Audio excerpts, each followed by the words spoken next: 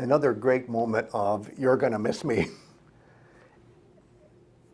Except here, it's the death of Patroklos, and how the death of Patroklos is seen as a anticipation, as a preview of the death of Achilles himself. And the verb Kulindesthai, which in some situations in Homeric language refers to the rolling of waves, in other situations, and that which you see here, refers to the idea of a great boulder somewhere up in the heights that is dislodged and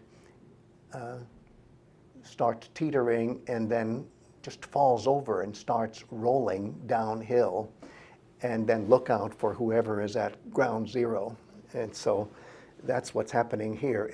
This is the worst kind of calamity you can imagine, the worst kind of grief, which is Achilles is dead. Oh, but wait, it's not Achilles, it's Patroklos. Right.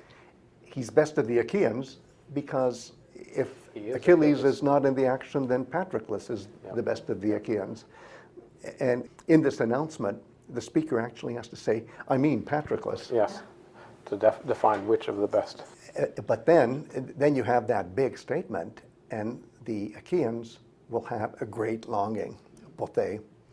And so everything we've been thinking about, this longing, comes together here in this moment when the death of Patroklos is announced.